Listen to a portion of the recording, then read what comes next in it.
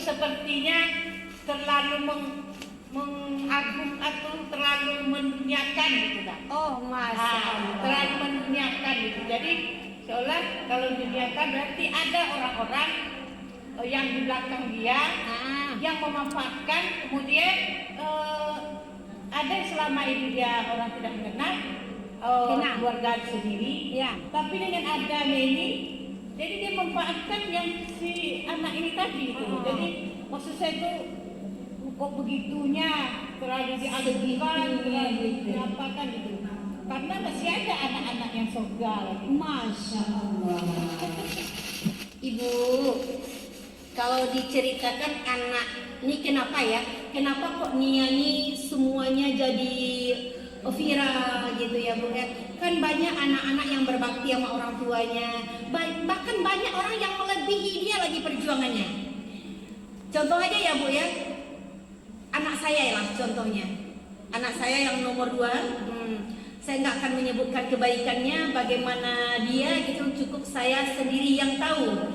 Sebenarnya anak saya itu sama berbaktinya sama orang tua, tapi yang nggak melebihi yang untuk sekarang, yang Allah ganti perjuangannya dengan rezeki, kemudian dengan dia membantu orang tuanya dan adik-adiknya, itu cukup saya yang tahu ya Ibu ya. Tapi kenapa tiba di Nia Kurniasari ini, kenapa kok begitu viralnya sampai ke luar negeri, seakan-akan orang memanfaatkan kematiannya ini konten gitu. Satu saja pertanyaan saya kepada ibu-ibu semua, apakah ibu percaya dengan takdir? Percaya. Itu aja jawabannya. Itu takdirnya dia. Kalau kita lihat banyak anak yang hafiz Al-Quran 30 juz lagi, yang bakti sama orang tuanya lagi, yang mati terbunuh lagi, banyak yang mati diperkosa. Tapi kenapa dia terpilih? Ibu mau tahu jawabannya? Karena di dalam hati ada anak yang baktinya sama orang tua mungkin di bibir saja, tak menghujam ke dalam hatinya. Itu yang pertama. Yang kedua, di setiap langkahnya itu terpikir maknya. Apa katanya? Mama tak usah jualan lagi, biar Nia aja, biar dia yang menikul semuanya ini. Itu orang-orang yang datang ke sana, yang menggerakkan hati orang membuat kontennya, maaf ya Bu ya, yang menggerakkan hati orang membantunya itu Allah. Enggak ada di lobi, ibu-ibu bantu layak keluarganya, tidak. Itu karena gerakan hati itu Allah yang menuntunnya, Allah semuanya yang punya kuasa. Tapi andaikan ada orang yang bikin konten, dapat rezeki dia konten tersebut, Nia dapat pahalanya. Masya Allah. Sekarang di keliling kuburnya banyak orang jualan, berkah atau tidak? Berkah. Di sekeliling rumahnya banyak orang yang jualan, berkah atau tidak? Bahkan di saat orang menyebut namanya saja berkah. Jadi bukan berarti kok Nia diagung-agungkan kali ya, melebihi pula dari Rasulullah SAW. Tidak sama ibu sayang, tidak sama seperti itu.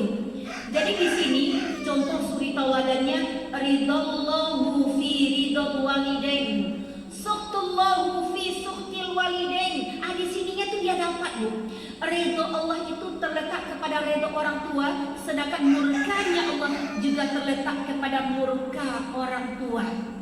Jadi bolehkah orang-orang memanfaatkan dia untuk bikin konten? Dia ada apa-apa. Karena konten inilah orang banyak bantu dia Bu.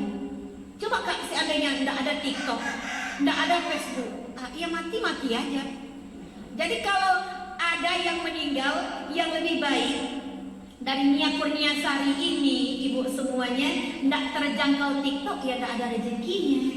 Ya, itu yang menggerakkan hati kaum muslimin dan muslimat kepadanya adalah Allah. Sedangkan kayu yang jatuh saja atas izin Allah. Kenapa tidak Bu? Kalau kita datang ke sana atas izin Allah, Allah yang menggerakkan hati kita. Itu jawabannya. Oh, kalau dikatakan apakah cuma dia aja ya di dunia ini yang soleh? Enggak, banyak. Apakah cuma dia saja yang berbakti sama orang tua? Tidak, banyak lagi. Tetapi kenapa dia terpilih? Di sini ibu udah merangkum penyakit orang tuanya semuanya. Kita tidak juga tahu persis bagaimana keluarganya, bagaimana rumah tangga orang tuanya, dan tidak ada hak pula kita untuk masuk ke ranah itu. Mungkin saja dengan orang tuanya single parent atau kita nggak tahu, dan itu kita aib semuanya kita tutup ya ibu ya. Terlalu pedih penderitaan seorang ibu, maka hadiahnya terlalu sangat bahagia. Jadi kalau pedih kali kita membesarkan anak nih bu, banyak pula rezekinya. Begitu ya bu ya.